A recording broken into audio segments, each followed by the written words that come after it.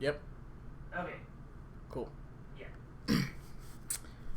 On your account, Mario. You go. You good. Oh. Go. Oh, hi. Oh. Howdy, y'all, and welcome to Texaswatch, your weekly Overwatch League fan podcast for the two Texas teams, the Dallas Fuel and Apparently it's the Dallas Fuel and Dallas Fuel right now. Because I don't know where Houston is, to be honest. I'm still looking. I'm still looking in my back pocket. I'm looking yonder in the plains of Texas. And I do not see my Outlaws. So anyway. But yes, we do talk about the Houston Outlaws here, but someone lost a bet, and I'm milking it. You can get the show right here on twitch.tv/TexasWatch every Tuesday at 8 o'clock p.m. Central Time, because Texas time is bestest time. And guess what? If you can't catch the show live, don't worry about it. There's VODs. That's all I got for you. Well, that's really it. So, by the way, guys, if you're watching us live, hit that follow button. Hit that subscribe button. If you got Amazon Prime, you got Twitch Prime. We got to get the ads out of the way early, even though it's not really an ad. Sponsored by nobody. I wish. Right? Dude, if we were sponsored... Ooh, oh, dude, it'd be next level. Yeah. I'd be more outlandish than I usually am. That's maybe... Of course. But, yeah, hit that follow button, and let's jump right in. Hit to future topics. We do joke around, but we want to talk about the Outlaws first. So, let's start off there. So Houston, the other Texas team, they had some games last week that knocked them out of the playoffs. Yeah. Or playoff potential. So Houston played the Seoul Dynasty to start out with. Going in, we knew it'd be a tough game. I think we probably had a 60-40 favoring Seoul to win this. And not only did we lose, but we lost bad. What was it, 3-1 or a 4-0? I think it was a 4-0. No, it was a 3-1. Sorry, we did win the control part. Yes. And then we got run through after that. By their B team, by the way, which actually, quick aside. Yeah. Seoul's B team, which is weird, because typically you have the team starters and then their secondary team. Seoul's secondary team is just as good, if not better, than their starters. But so how do you prep for that? Do you remember the story of how GOATS came about? Of the team? GOATS? Yes. Yeah. The team GOATS was the worst team in contenders at that time. Then they said, we cannot aim, so we're going to play 3 supports and 3 tanks and try to win. And they won. And they won again. And they kept winning. And people were just like, how the hell is this shitty team with no mechanical skill actually winning games? They're playing 3 tank, 3 supports. So, Seoul Dynasty has a lot of players who are highly talented when it comes to the hit scan projectile department and doing damage. But we're in a meta where you don't have to have aim. You could be a no aim tank main. Like, that's literally what you can do. I just realized that and win. Nice. Yes, because that's the meta right now. And so, putting in their B team, they probably have less mechanical skill, but they work together better to work in GOATs. Well, I know, so for main tank was the biggest change. You went from Fissure to Marvel. Mm-hmm. And Marvel was decent on his Rhine and on his Winston. Well, in this current meta, Marvel is better than Fissure. Because Fissure is the type of meta where these dive DPS heroes do a lot of damage with him. Because he wants to do damage. And he wants to run up there and not block damage. He's not about protecting his team as much. So Marvel's a little more, a little more maintained, a little more calm, and is more passive when it comes to that roundhouse roll, which is what you need in GOATs. Because you sit here and you heal, poke, and then go in. And when it comes to the Outlaws, we're not good at that either. Like, our main roster is best at doing damage. And so when it comes to GOATs, we just kind of suck. Aside from Houston's minor successes with multiple damage characters, we never see them actually pull out something that's unique. I'm starting to think that's the team's biggest issue. Well, that's the thing. We have no new ideas. And Coolest Cripple mentions about limit 2 tanks per team. Then you go into the whole 2-2-2 argument, which I'm personally against. If I'm about anything changing competitive, I think it's hero bans. I think hero bans would be really cool because you can if you ban the Brig and ban the Diva, there's no way you can run GOATs. Or if you ban the Brig and the Lucio, you can't run GOATs. So, you can literally eliminate it with just hero bans, one each team. Well, do you think what if they did? Didn't we talk about this on the way back here? We did. Okay. Well, we get to rehash that conversation because it's good for the show. So what if they did hero bans like one per role? I think that's too much. I think if you ban one hero per role, I think you kind of really limit what you can do on each map and what strategy you can have. Yeah. So I'd rather just have one team ban one hero just for a 2 people total ban. So you still give teams options to kind of figure out what they want to do. Really, every team's going to ban Brig. Let's just be real. As soon as it happens, every team's going to ban Brig. Okay, we say that as like, it's kind of a joke though, like, but Brig isn't always I'm not the problem. What about like a hero like Lucio? He's the only hero that provides a speed boost. But get rid of that, no speed boost for anybody. True, which is why that makes the 2 things that enable Ghost the most may be banned. So that's really important. That's a good point. Or ban Reinhardt. No shield, no movable shield tank. But Brig is still one of the only heroes that feels, now granted she can die much easier now. Her shield's lower. She's been nerfed quite a bit. But you're still one of those heroes that still feels kind of cheap when it comes to those kind of kills, right? Yeah. There's not much skill involved. Her passive is just literally holding left click in the middle of 4 enemies, and she's going to keep surviving. So it doesn't feel like, people don't want that on a pro scene, I think. So she'd be one of the first heroes banned, which I think in general would benefit the Outlaws, like I said before. Well, honestly, we don't run this well. So we need DPS heroes to be good. I started thinking about this, and I want to get back to the Outlaws in a second. I started thinking about this over the weekend of what could be done to Brig as a rework, right? So my first thought is get rid of Shield Bash. Okay. I think that taking that, because nobody likes CC, there's already enough of it. And like the stun, sure, it helps, but Brig's whole motif is supposed to be Reinhardt's Squire. Right?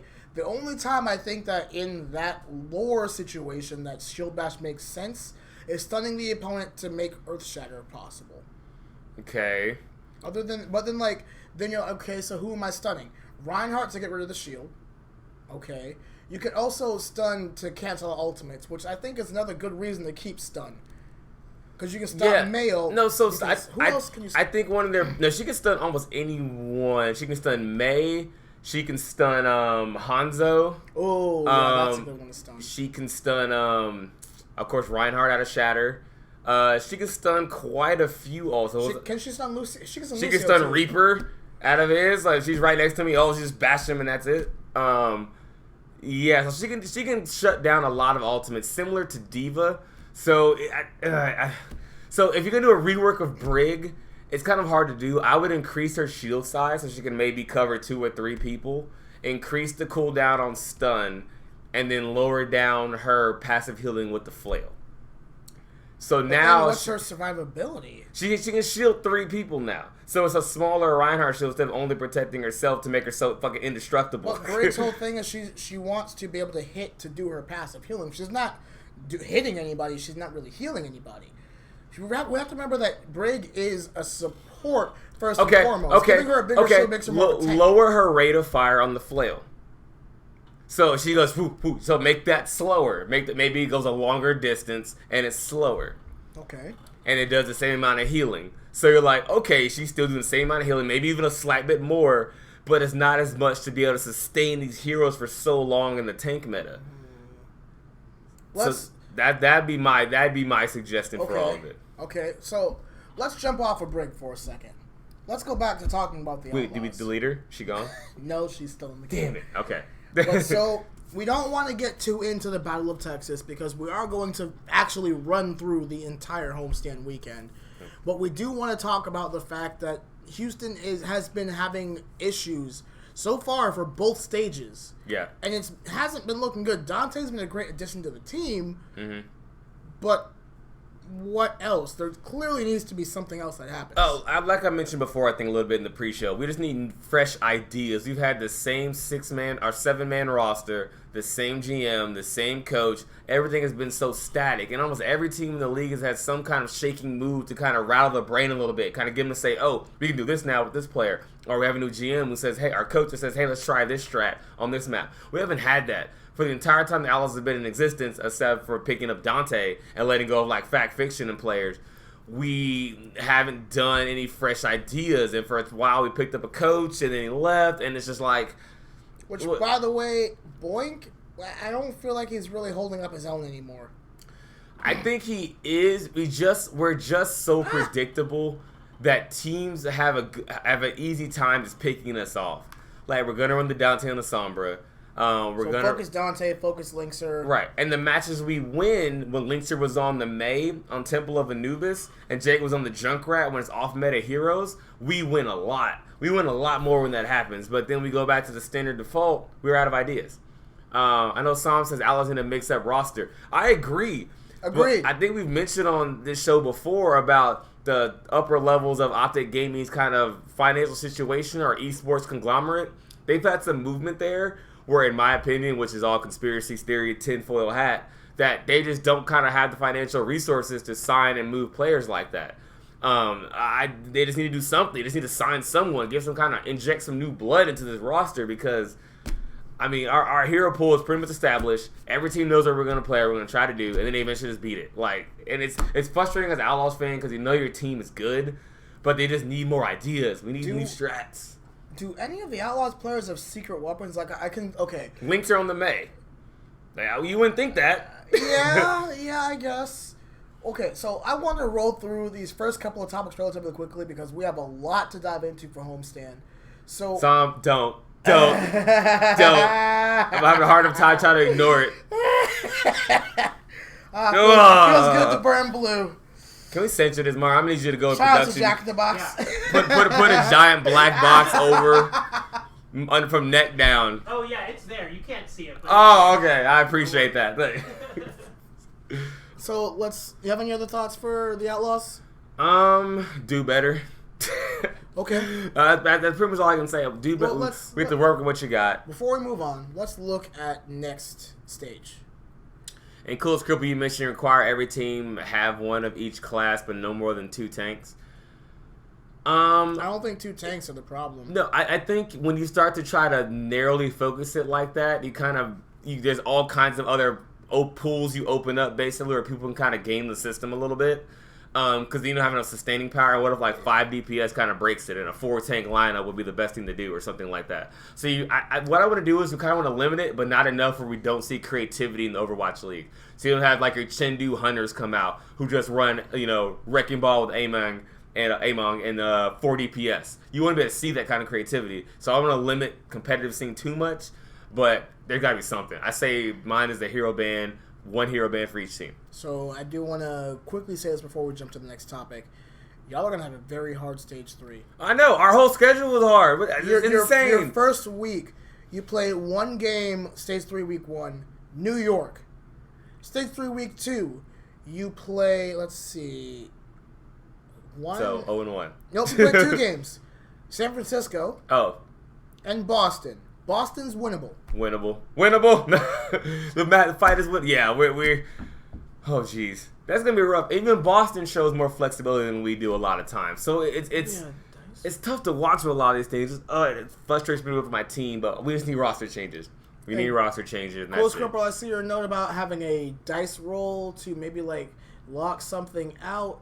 I don't think that that's something that the Overwatch dev team really wants to get into because. Yeah.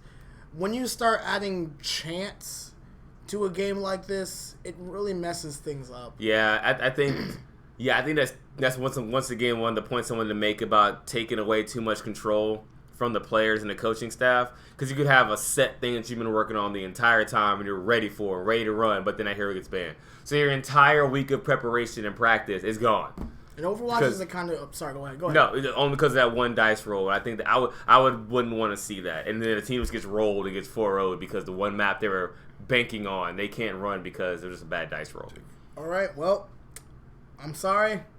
No, you're not. Shut the fuck up. No, I'm not. Good luck on stage 3 because y'all gonna need it. Next topic, please. Going home. So... The Dallas field did really good last week. They did really good, huh?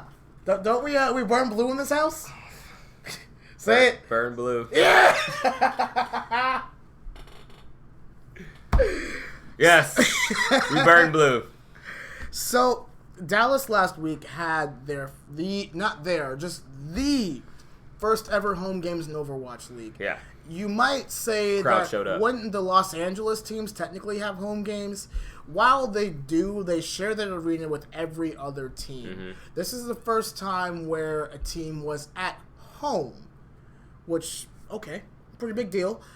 They won both. Just a little bit. Only the first ever home game. Just a little bit. So they won their game against the Valiant, and they won their game against the Outlaws, which is why we're both dressed in blue today. But I'm never gonna live this down, am I? I want to talk about the effect of a home game. So I try to read some of the written pieces that they put on the Overwatch League website, and of course on like websites like Unkern and .esports. Mm-hmm. Did you know that this was the first time, aside from Soon, Right. where actual players were getting their names chanted? That hadn't happened before. If you really think about it, it hasn't happened before. It didn't happen in LA. Like, you might have like a, hydration, or like... Well, they do. No, they don't really do Surefour. I'm trying to think what Gladiator they actually chant. Who's their main tank again? Is it... Who's their main Roar. tank? Roar. No, they don't chant Roar, really. Interesting. Okay, go on. And it's just like... Yeah, people say Soon in LA. Oh, yeah. But as soon as they were saying Soon, I mean, Psalm was at the event as well, and we were all yelling Soon. Oh, yeah. The Soon thing has been going on since he's been in, like, contenders. Like, Soon's been in the game for a long time. Yeah. That's just his thing.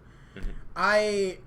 Just like how we were chanting OG, or you would... Oh, I mean, I would chant Mickey if he actually played. Right. I think he did. No, he didn't get a chant when he was coming down the... No, but like Zachary, Zach, like that little was things definitely a like big that. Like, that didn't happen. Like, OG is the kind of person to where, like, if he feels the energy of other people around him, he performs very strong. So I'd ask you, so do you think, strictly because of the home fans, do you think what propelled you guys to do well this past weekend? I think so. Granted, I do want to say I don't think that the Field are a bad team. Obviously, they're in their position for a reason. Mm-hmm. But, yeah, like, anyone can say, like, performing something and actually knowing and feeling the energy of people, like, saying, hey, I got your back. I want you to succeed. That makes you want to succeed even more. You know? And, that's a fair point. When we played the Valiant, we actively booed them. Yeah. I was one of them. Guess what? They were in our home turf. Get out of here. Like, we want to tilt the other team. That's the point. It was loud. That was like, dang, these are like 18-year-old kids. I feel so bad. We were literally booing them so loud. And I don't feel bad. Like, at the Blizzard Arena, sure, it's much more friendly. Everybody likes every team. But when you start going to a home and away environment, to where every single person, okay, not every single person, but I'd say a good 70 to 80% of the people there want one team to win and one team to lose. That's sports, baby. Yeah, and of all places, too, you do realize that you came to the South. And in the South, in sports, we are a little passionate about our sports, whether that's esports or esports. So you got to prepare. This ain't LA. We're not... No offense, when it's vegan and they're all, passive and we accept everyone. Nah, bro, it's the South. We have our own kind of way of thinking down here. And I think LA Valley experienced that, and they got the brunt end of that during their match. They got 0-4, and it was bad, dude. That was a beatdown, and it felt good. It felt really good. Yeah, it must have. I mean, there was nothing for the Valiant to even cheer about during that game. They got rolled. The feeling of, like, whenever you die, whenever you make a mistake, everyone's cheering for your death. Yeah. That's a weird, like, and then there's a huge uproar when you lose, like it says team kill, everyone cheers, you're like, dang, dude, like, what do we do? Every time we all die, the crowd erupts, like, what are we supposed to do? I'm really excited for next season because we're gonna see that so much more frequently. Like, for sure, it's gonna be so exciting. When the home and away stuff actually comes like into fruition for real, like it's gonna be awesome. And I hope we can keep those consistent numbers in that crowd side. But I think we'll be able to do it because people go and tell their friends and like it becomes a thing. They need to make tickets cheaper though because like. What were the GA tickets? I actually don't remember. Because we didn't buy GA, did we? Well, we did. Well, we just bought it first. GA. Yeah, floor GA. Because we were there like 20 minutes when tickets. I want to say like if you bought like a ticket in the stands, it would have been like $30-$40. Yeah, I think. Well, Sam, didn't you go? Where did you sit? Yeah, I don't remember. I think he was in section 100 with the Vanguard, but I'm not sure. Some people like playing the Valiant. They're not a bad team. But it's just when... Well, their record, Okay, true. But they're better than us, so I can't talk shit. So. They've been improving over the past few weeks, but it was more along the lines of they were the away team. Okay, so they were floor as well. So I think it's in a reasonable range for an event to go. But still, like, and it may even drop more because think about it, if it's home or away, it's only gonna be for like an hour or so. It's only gonna be one game. I don't think that they're unless they keep the broadcast only for... Oh, villain. I thought you said Valiant. Sorry. We don't have our text super big. We don't have our text super... I'm just kidding. Is that in this, or do we... Oh, sweet. Nice. But, Thank you, good sir. Where were we going? Yeah, 20... Yeah. That looks Yeah. good. That's good. That's better. Okay, now I see it says villain. Some people like playing the villain. Yeah, well, I mean, Dallas fans are always a villain. What do you mean? Like, no one likes Dallas fans. No one likes Dallas fans. When it comes to the whole home and away thing, though, it's like there are only a few people in the league who actively enjoy being the heel. Look at Dogman, for example. He plays on the Atlanta Reign. If you did not know him, he is the biggest trash talker you will ever meet. True. He will literally yell at the other team as they are playing the game. Yep. And in the middle of team fights, at the end of team fights, and we'll look over, like lean back in the chair, or stand up and be like, and talk shit. Cool, Scribble, also, enjoy yourself. Have a good night. Thanks for coming out. So the home and away dynamic during Dallas's games, it was insane. I didn't think, there's no way those people did not hear those fans out there. 100%. But again, the Outlaws, they showed up. The Outlaws fans were there in droves. It was not just... I would expected, honestly, like 70-30, 60-40. Mm-hmm. I felt like it was pretty close to like maybe 55-45. Yeah, it was pretty close. Almost 50-50. Not quite. Dallas fans were still more than there, but pretty freaking close. Yeah, there were lots of Outlaws fans. And I was just shocked by it too, because like the louder when the Outlaws actually started doing well, and when we got a lot louder, then the Dallas fans started like going in. They were like, "There's no way." Every time I heard "Let's go Outlaws," I'm like, "Oh no, let's go!" We got about we get about 3 rounds of "Let's go Outlaws" before like "Let's go Dallas" like encompass like everything we were trying to say. And it was like, well, we have to stop. And then like the 80 Fuel fans next to me started standing up, chanting, and I'm like, okay, guys, it's just me by myself. Like, of course you're louder than me. It felt good. It felt really good. I mean, yes, we were at home, we won. That's kind of how it's supposed to feel good. But let's actually talk about Homestand. Okay. Because there's a lot to say. The Battle for Texas was both one of the 2 games that both of our teams played. Yes. So let's get into that when we get into day 2. So, Mario, can you swap us over to topic 3? Just so we can have this cool. So, let's tell our story, shall we? Story was great. Yeah. This was the luckiest I have felt in a long time. Yeah. We met some amazing people. Shout out to you, Connie. And shout out to Woomy for the seat.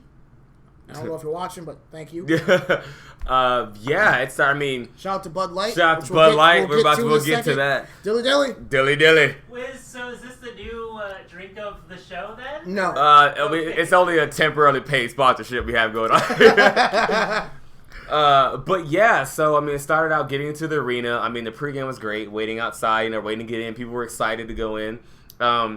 We get in there, and our story is that we go in and we go to the watch bar because we're like, yo, we're gonna go watch Overwatch, just like drink and have a good time, like it's an actual sporting event. And we go to the watch bar and they check our IDs. The Bud Light watch bar. The Bud Light. Sorry. The all blue, by the way, big ass blue neon sign. And so we go to it and he checks our IDs and he's like, here you go, man. He hands me an envelope and I'm like, what is this? You can go up to the watchtower. I was like, I kind of paused for a second, guys. I was like, what do I have to do for this? What is happening here? And I open the envelope, and I see 2 tickets for Suite Level Watchtower, $250 tickets a piece, to just go up there. And I was like, what? And so immediately, Projekt, $250 tickets.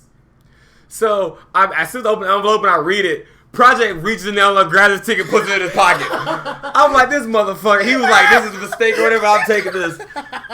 So he took it. I have the envelope still, so I'm about to try to be classy about it. Yeah, okay, I put my bag in the envelope. I'm carrying the envelope. I'm not. Nope. I'm like, free. Oh, there we go. Let's go. Free ticket. So we get our beers, and then we like ask the ladies like, where do we go? And I'll say, oh, it's a suite on here. And she's like, oh yeah, you guys gotta go upstairs in the elevator. We're like, first I was like, there's an elevator? What yeah, I know the elevator. So we get in the elevator. I think it was like media in there. What media was up there? It was the press people who were going up with us. I forgot who it was. It was just some press people. Okay. But I mean, we're up there in the elevator. People with press badges going to the top. We're like, okay. So we walk out, and then we come out of the elevator and we see the Watchtower suite. It's like right by the elevator, and we go in and I see this Bud Light buckets of Bud Light, and we look and we're like. And they're like, oh yeah, this is free. Get as much as you want. We'll refill it. And we were just like, we're going in.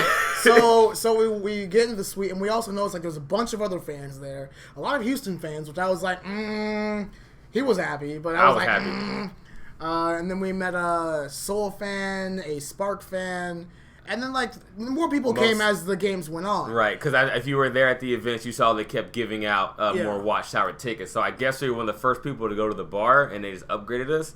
But, yeah, it was great to talk with them up there. What do we have? What was it, like, iPads with the with the command center? So they provided iPads with the All Access Pass. Mm-hmm. So you could watch any POV you wanted. By the way, this wasn't, like, paid. No, you just got it. Yeah. By the way, free food. Yeah, they served us food. Food, like pigs in a blanket and shit. Well, we had pigs in a blanket. We had what was it? There was wings, pot stickers, wings, pot stickers, pigs in a blanket, fruit and crackers and shit. Plenty of ranch, fucking candy and shit. Like literally, we were like treated like kings up there. Man, yeah.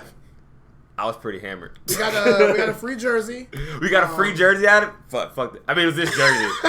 So that's the reason I had. This is actually my Fuel jersey that I had to take because, because it was free and I was up there and I had to just take it. So we got free jersey, free food. By the way, yes, free beer. We were drinking Bud Light for free. I had way too much Bud Light.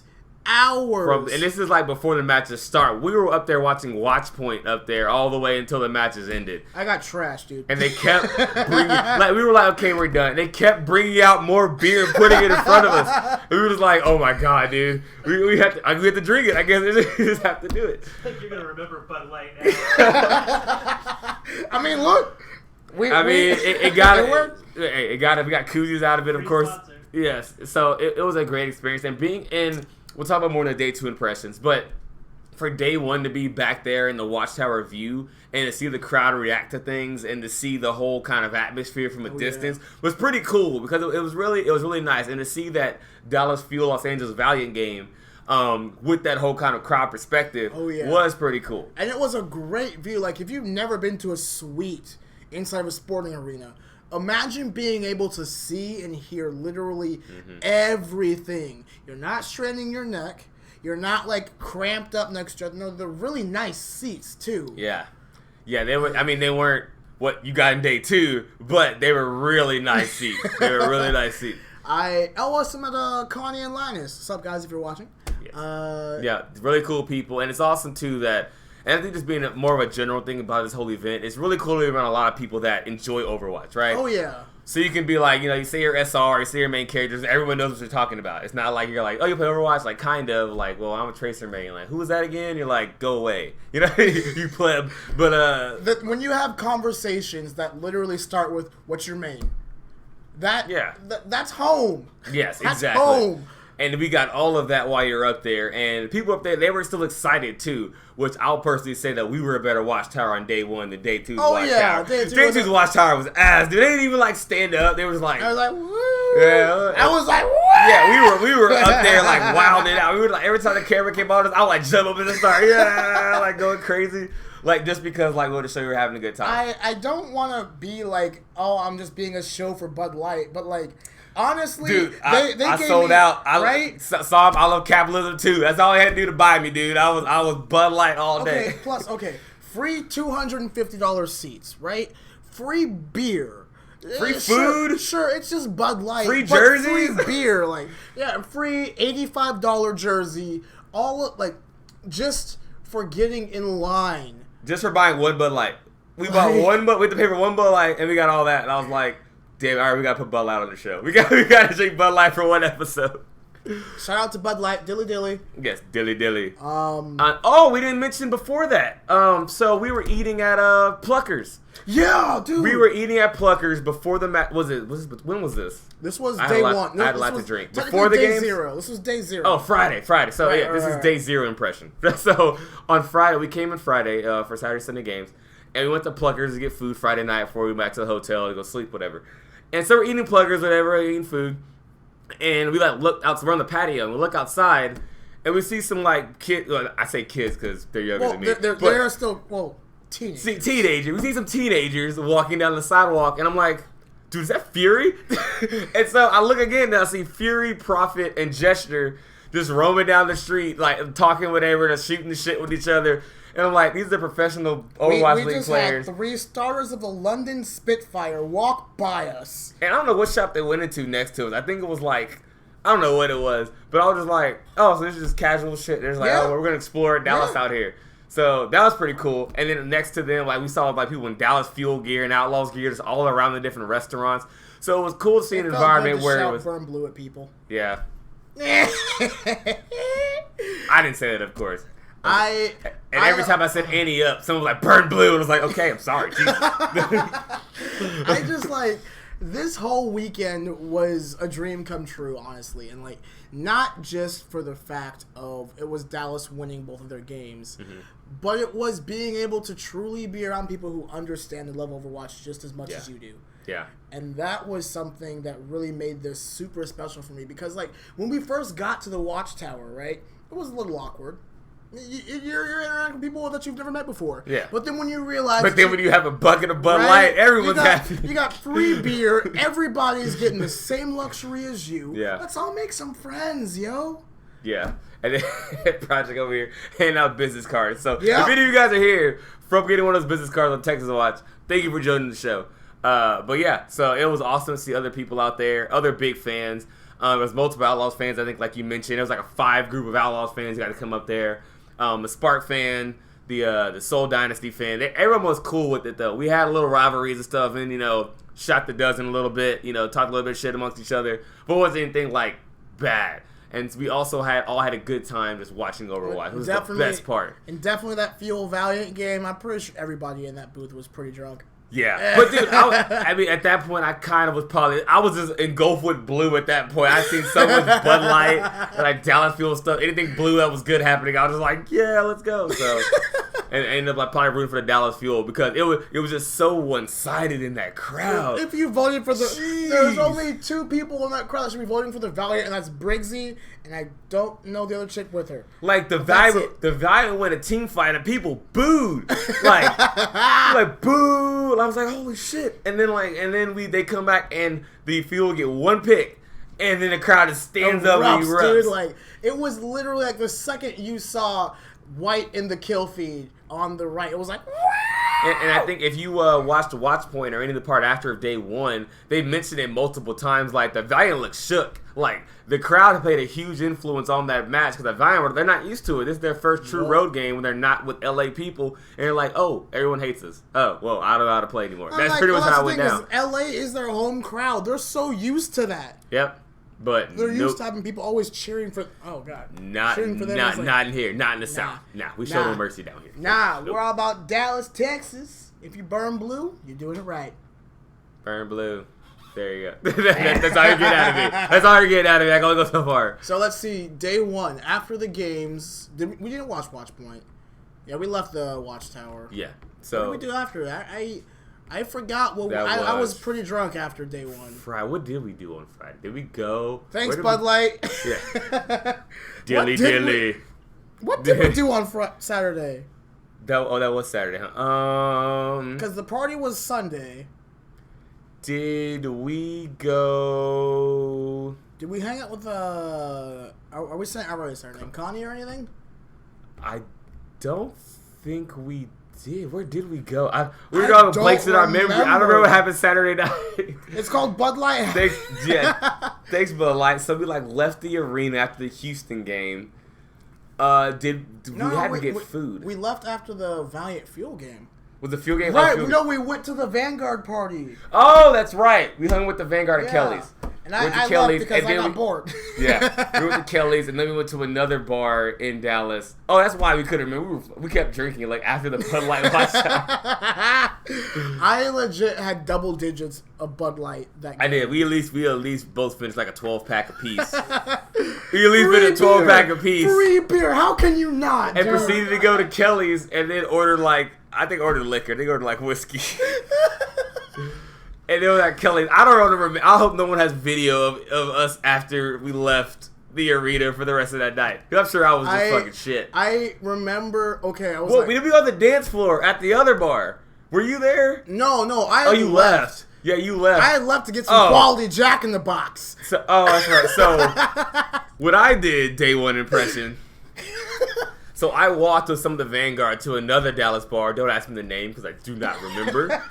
And I go in and we order more drinks. And then I remember we're like, oh, let's all dance. And we all go to the dance floor. And I just remember Cupid shuffling. And then...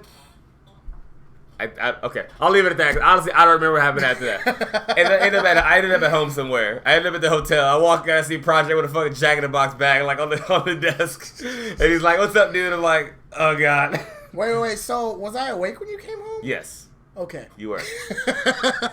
I definitely remember because I walked in and I was like, he's still eating. Then I fell on my bed and I got on my phone. But anyway, so that was our, I guess, day one impressions of us watching great games and being Texaswatch. And we drink on the show. Of course, we're going to drink at an event. Super lucky. Like, I don't want to say this is an understatement. This weekend was the luckiest I have been in a long time. Mm-hmm. Getting those Watchtower tickets. The Watchtower tickets were good. But then, if we would have transitioned into... to day number 2 here. Okay, sure. So, aside from the Watchtower, my luck continued into day 2.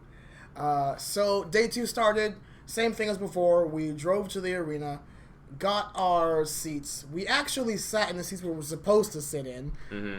And I'm not gonna lie, Paul, you look kind of miserable back there at first. You were kind of like, dang, I'm miserable by myself. And then, all the people came, and you were like smushy, like, dang. I was happy to be where I was. It wasn't a bad seat, but it was like, damn, I'm literally in the back row. Granted, it was the front of 2 floor sections. Yeah. And I was in the back row of the front section. Yeah. If I chose that seat, my ass would not have chose that. Yeah.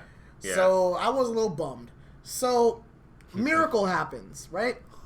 I can't even, my voice is still a little shy. I can't even, I am like pushing through so hard right now. So as I'm sitting down, I have these 3 guys that come up next to me, right? They are like, hey man, are you by yourself? And I'm like, oh, yeah, sorry. Yeah, I noticed you weren't sitting there before. Sorry, I was sitting yesterday. Do you mind if you scoot over one?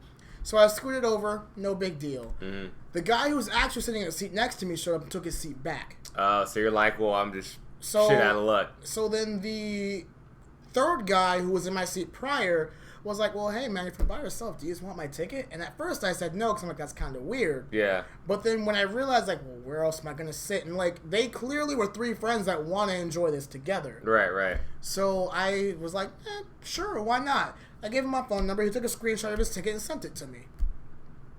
So then I get the ticket on my phone. I blow it up to make it look like it's mine because I had an iPhone, so it wasn't perfect. But this wait. Did you just do a jab at iPhone right there? Yes. But the security team couldn't tell the difference. It's a fuel episode. Continue on. So I looked at the ticket. I was like, where is this? I couldn't figure it out, right? So the guy tells me, oh, it's just up front a little bit. Don't worry about it. So I start walking towards the front, and I can't find where this seat is. So I'm thinking it's in the same area that I was already in. So I walk up to security and say, hey, I just got my ticket. Where's my seat? And then she's like, oh, honey, you're VIP. Come on. And I'm like, oh. That was crazy. And she walks me up, and, like, in the Allen Event Center, you have the 2 floor sections on the side, and then you have 3 floor sections behind those 2 floor sections. And then in the center is like the VIP leather chair section. Yeah.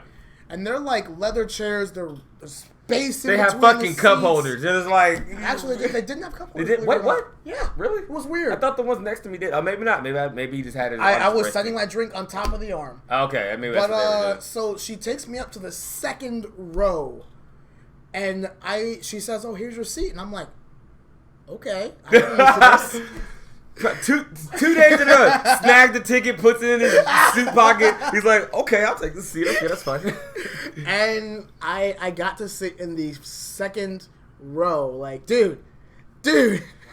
I remember like sitting there and looking up at the screen like, who's this dude who got VIP that's like, oh, let me just go chill with my friends? That's what. Thank you. So here's Isaiah's POV of this happening. So I'm sitting because I was 3 rows ahead of him. Where Project was sitting, he was 3 rows behind me because we bought tickets at different times. We were split up, which is why kind of this whole thing happened. And all I see is I'm watching the game. And I see a security guard, earpiece and all, and I see Project behind us. My first thought is like, he fucked up. It's like he's out of here. But he's walking up to the front, and I was like, wait, what's going on here? And then the security guard stops, like, does the arm motion, like, here you go, sir. And I was like, what the fuck? And so I'm like, it's like the middle of the match, and I have a dude sitting next to me, so I don't like walk across the whole aisle to get out, run up there in the middle of the match, and be like, yo, dude, what happened? Like, I don't want to do that. So I like waited chilling a bit, and the map ends, and so I get up and I walk up, I'm like, dude, what? And then our friends that we met in the watchtower the previous day, Connie and Linus, I look and I'm like, probably what the hell happened? And then I see those two, they're like about 3 seats down, 4 seats. yeah. So they were in the other, not VIP section, but they were still like, close to the front. they were very close. But you you were like in the top tier section. Legitimately, as I sat down, I heard someone yell, "Project, what the hell?" And it's going. I'm like, oh my god. So yeah, it was basically, so I walk up, and so all the people we just been to Watchtower, we found were really cool, and then Project is like on the same row as them, like the premium section, and I'm just like, all right, I'm gonna go back to my seat, guys. So it was the third seat from the aisle. So I got to high five every player on the field, of course. So that was fucking awesome. But we have some really soft hands. What? Wow. They have really soft hands. Think about it. You're an esports athlete. Your mouse hand, like, this is important. You know that's just padded all Yeah, you gotta keep it well lotioned and massaged. You know, you gotta like, this is your money maker. They have some soft hands. I'm like, oh, okay, so that was dope. Yeah, that's the money maker. I was gonna take pictures of them walking by, but I'm like, nah, I want to enjoy this. Oh, gee, give me some. He's like, what's up? I'm like, I almost did it when they came. Well, in day 2, when they came down the aisle there, my pride wouldn't let me. Yeah, because I was with another Outlaws fan was right behind me, and it was just us two and a whole section of Fuel fans. And we looked at each other and we're like, we're not gonna do it. And he's like, he was clapping as they came. He was like, no, we're not gonna slap their At hands. least you're respectful enough to clap. No, I clapped. I definitely clapped for him. But like OG came by, I was like, that's pretty. No, not gonna do it. So they all walked by. I got, of course, front seat. I get to see the players. Of course, in Overwatch League, if you watch any broadcast, you'll notice that the player not POV, but view of their face is up there. It's really hard to see if you're not up close. Luckily, I got to be there, so I watched that. And I want to ask too. So obviously, you were up there for all the matches. So how was the sound up there? Actually, really good. Because with the sound, the worst part of it was the cheering. Believe it or not. Really? Because if you think of how sound systems are designed, right? They push sound outward. If I'm sitting right under the speakers, the sound's past me, but then all of the cheering in the arena is behind me. And and plus the way the stage is angled, right? That kind of V shape. It's like literally hitting it and bouncing it right back in front of you. Oh yeah. So that's how I could get a really good gauge on which team was getting cheers. That's how I knew Outlaws fans showed up, because I'm like, damn, that's a lot more than I was expecting. We still drowned y'all out, but I can't root for them. Yeah, I go very blue. Yeah. So that was an experience for sure. I am forever grateful for Woomy for giving me those tickets. Yeah, that was pretty awesome. And then I guess, do we continue on with the after party? I mean, we got 15 minutes. Do we want to talk about Battle for Texas? Because that was let's talk about I don't. So we'll keep it short. Battle for Texas did happen. This was the 4th time the Fuel and the Outlaws have played each other. Yes. Each time prior to this, the Outlaws have beaten the Fuel. Any other beer? But this time, the Fuel took it. So game 1, Dallas won handily. Straight up 2-0 on Control. Y'all had no chance that game. Sorry. No. Not sorry. What was game 2? Because y'all won. Was it Anubis? Yes. So the Outlaws won game 2. And then it was like, what the hell? This wasn't supposed to happen, but I was kind of excited because that means we're getting a competitive series. Yes, and the reason we won Temple of Anubis is what did we do? We showed some creativity. Didn't play goats. We didn't play goats. We had Linkser on the May, which I think was the biggest change of everything that we needed to be able to wall them off and be able to actually compete. Because everyone knows if we run goats, we lose. And you can even hear in the crowd when we switched to goats, everyone was just like, boo. Like, even the Outlaws fans were just like booing us because I was booing my own team because we know we're not good at this. So why do we keep insisting on running it? I'm honestly surprised there was not a single DPS chant. I was expecting that. Well, there wasn't because the Fuel fans knew that if we went DPS, we had a better chance of winning. But I say winning the entire matchup, but it would have been more even. If we go Ghost v Ghosts, we're not going to beat Dallas and Ghost v Ghosts. The Fuel's Ghosts isn't that bad. So we're not going to beat Dallas, but if there's DPS versus DPS, maybe, just maybe, we'd be able to get a map. Or another map than what we got. And we almost got it on Watchpoint Gibraltar going into map 4, but we just didn't push it far enough. Yeah. I honestly think, because like map 3, Kings Road, Dallas won that. But I think Gibraltar, because Gibraltar ended up being 3-4, so both of us completed the map. But it was, after the second time around, there was just so much energy from the Fuel fans. Like, we were out there. I was already hoarse day 1. But I was like, I don't care. I'm going to scream. I legitimately had the broadcast team, like some guy walked up to me, handed me a release waiver, saying like, hey, our photographer got some really good pictures of you. Can you sign this? And I should have put my email on them because I want the You should have been like, how much you gonna pay me, yo? Like, I know I'm photogenic, but I need some pay for this. So I actually looked into that. They can't pay you. By buying a ticket to Overwatch that makes sense. You are saying you're comfortable with them photographing you or photographing you. If you get in a picture where you are the subject, then they have to get you a waiver. Oh, so they just claim you're not the subject, and that's all they have to do. So, and I want to make a note on Silent's point about you thinking Houston played GOATs well. I think we played it better than we have all season, which is the reason why the match was so competitive. And that's Spree getting grabbed on the high ground. I think what was that on? That was on Watchpoint Gibraltar. Where he was grabbed on a bridge on high ground. When we had the positioning, we were perfect. We had held the Fuel you guys for about 2 or 3 minutes, and then when he got grabbed up there, solo grabbed and was killed, it was like, oh no! Why? And it snowballed from there. And we were supposed to win Kings Road because Spree is supposedly that's our map. We do well there. But that's another map I think we let get away on Kings Road. I did want to say though on Gibraltar, I was really confused as to why the Outlaws kept holding on top of the dropship. You know what I'm talking about? Oh, it's perfect. On point 2? Yeah, I think that's a great strategy, because, especially even as the Reinhardt, because Kings Road and Gibraltar, exactly, and he gets caught on the high ground on both times. So I think it's a great strategy because you choose when to pick the fight, right? Because they're the attacking team, you can drop in from behind them, you can be below them, and there's really nothing they can do to you without committing a lot of resources for everyone to get up there. And there aren't very many heroes that can get up that high. Right, and plus the payload's not up there, so they're not pushing the payload while they're fighting you. So holding the high ground on that part of the map is great, especially with the high energy Zarya, who can just do right clicks on down the bottom, and just like while they're trying to go to the payload, just right clicking from behind, get the support line low. Okay. So the strategy was great, and it worked for like 3 minutes, and then Spree's positioning just was bad, and as soon as he was seen, I think AKM was running the Zarya then, I'm not sure. Yeah. As soon as he's on Spree in the bridge, grab him, kill him. That's like majority of their damage is gone, and we're in a 6v5, and our GOATs is already, I would say, probably better overall. We're gonna win that. So those small mistakes where we were so close, and that's what hurts as Outlaws fan. But it was great to cheer for because for a while we were holding a lot of those points. Oh yeah, it wasn't a steamroll through. They won the maps, but it wasn't steamroll. That's one thing I do want to say though. This was not a roll. This was a close game. That was just it. That's one thing I think is so interesting about Overwatch though. Is like it says 3-1 or 4-0.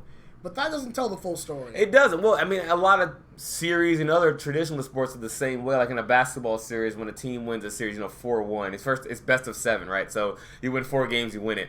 So if it's 4-1, you're like, oh, they blew them out and beat them 3 straight games. We're like, yeah, they only won each game by an average margin of like 2 points, you know? So they had to earn every single win. So it's similar in Overwatch, it's just hard to quantify because it's not truly a huge numerical score, right? They either got the point or they didn't. You don't see everything else. So, but no, I think they ended up being really good matches, and it was awesome that Houston had something to cheer for. Like, I think it would have been the worst case scenario for Overwatch League in my opinion, would have been a 4-0 where Dallas just steamrolled them.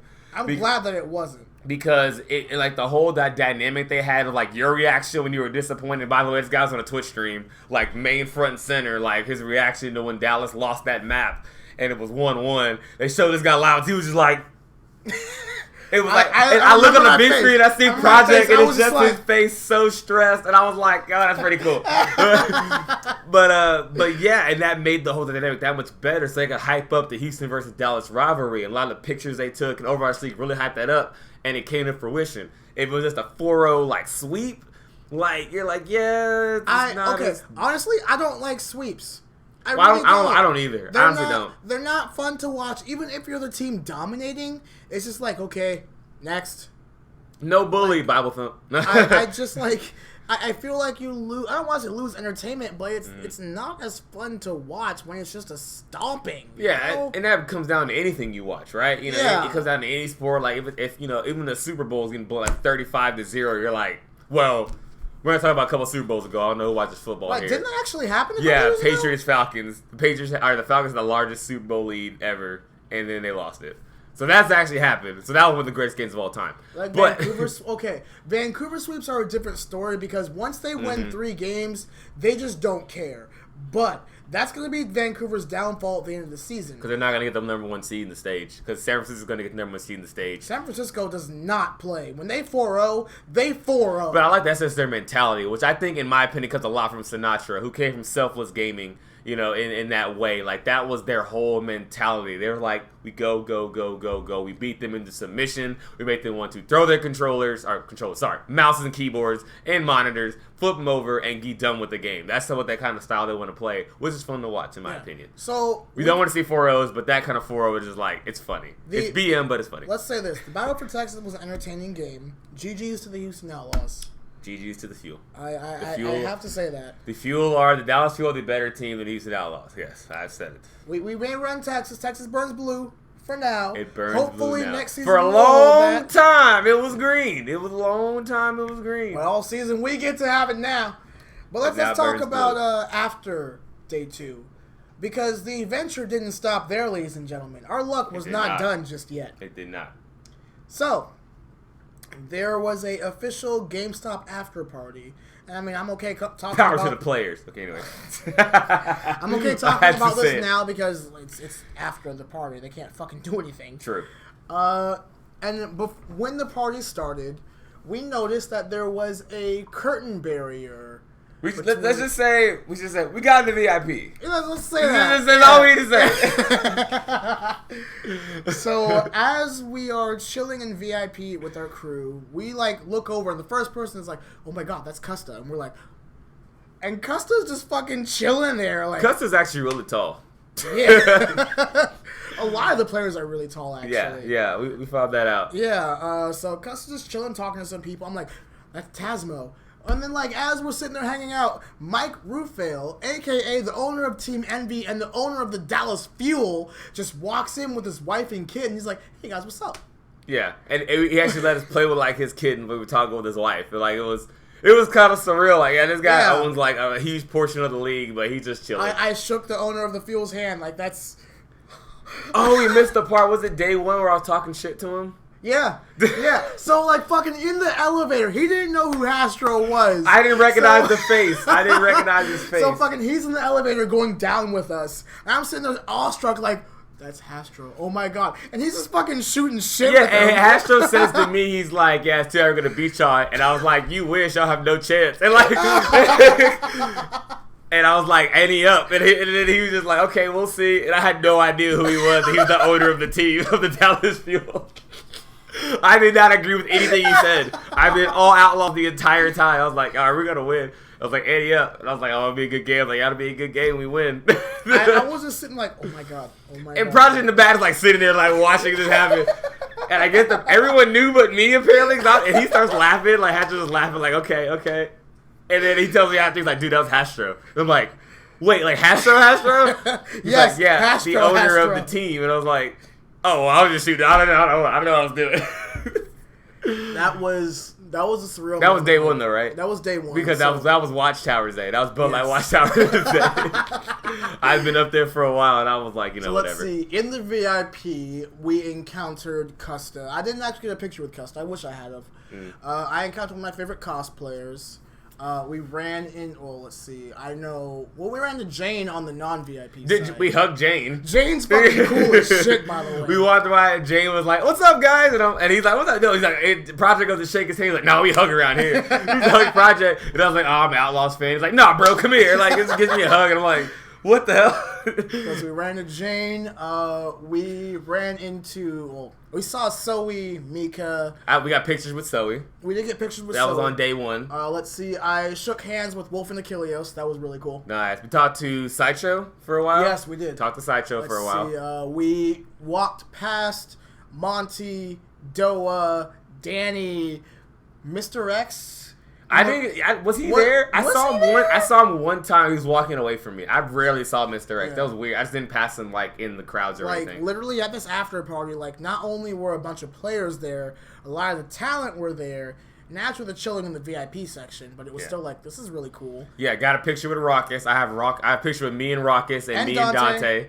Yeah, Dante was cool. He was so like, he acts like, have you watched any of Dante's streams? I don't know if you have or not. I've seen a little bit like when he first came to the Outlaws, but I haven't watched it. He's like just the most lethargic, like, sure, dude. Like, I'm like, he's just the most chill guy. Like, I get a picture, he's like, yeah, man, let's do it. And I was like, okay, here we go. I got a picture with OG. It was so dope. I felt kind of bad because Closer was right there. I didn't ask for a picture with him, but I'm like, you're a healer. You're in the background. Like, no, how dare you disrespect the support line? I don't disrespect the support line, but like, Unco does so much more work than Closer.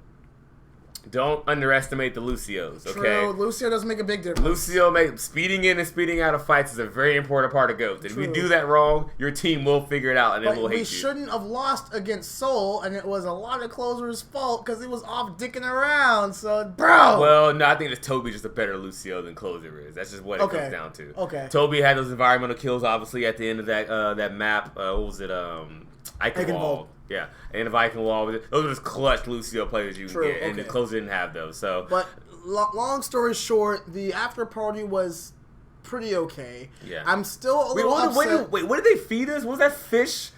Yeah, so like in the VIP, they gave us fucking hors d'oeuvres, dude. It was like some sushi. It was like tuna. It was tuna with like cucumber, and what was the thing in the middle of it? Like, I don't know, but cream cheese or some shit. I took a bite. I was like, I don't fucking want this. that was me. Maybe I'm too. I just want some chicken. Well, the waiter was like, "Hey, if you don't like it, you can just throw it away." And I'm like, "You know what? Sure." So I took a big bite, and I'm like, "Where's the trash can?" Yeah, I made the mistake of eating the whole thing at once, and I was like, I guess I have to eat it now. I can't spit it out. It wasn't bad, but it wasn't something that I'll say I'll return to. Yeah, it's not. Yeah, which we did notice that at least when we were kind of walking out towards the end of it, that a lot of the talent had left and gone to a bar that was right around the corner from where the after party was. Because it was a GameStop sanctioned party. Like, I'm sorry, but A, if you're not providing free booze, that's their first mistake. B, to the VIP even had to buy booze. I don't think they got like drink tickets or anything. And like there was a DJ. He wasn't bad, but like we ran into Briggsy Cakes and we were talking to her like, yeah, this party kind of sucks. And she's like, what do you expect? It's a bunch of nerds. Yeah, and she was like, sorry. What'd she say? Sorry, guys, I'm a little lit right now or something. But it was a really good point. Like, this isn't the kind of, like, this isn't a club. Yeah. Like, this isn't where you go to dance. It's a bunch of nerds. Yeah, and I feel like it's funny that some of the talent probably left to kind of get away from that because they're around it all the time, maybe. But I think they'd like it, but I guess they got tired of it. I don't know what it was. Like, if you're one of them with their money, with their lifestyle, they can fucking say, yeah, we're bored. Let's go to a real party. Yeah, I don't even think it was a real party. They just want to go to a bar with like probably cheaper drinks. Yeah. How much? Let's see. What was a beer, like $7? Yeah, the cheapest thing was $7. Yeah. No, for like domestic for more, but like. Long story short, we had an amazing weekend. It was a lot of fun. Hey, what's up, You were able to Scribble? return. Oh, you got to watch the VOD. We told all the stories about It's okay. being there. We're going to be in the post show. So we'll set 30 true. minutes. True. But let's wrap things up because this has been Texas Watch, your weekly Overwatch League fan podcast for the Dallas Fuel, and we do talk about the Houston Outlaws every once in a while. You can catch the show live right here on twitch.tv/TexasWatch. Thanks for listening. I'm your host, Project. This is ZXO, and let's make Texas proud. Yeehaw. Burn blue. Okay, I'm done. I can't do it.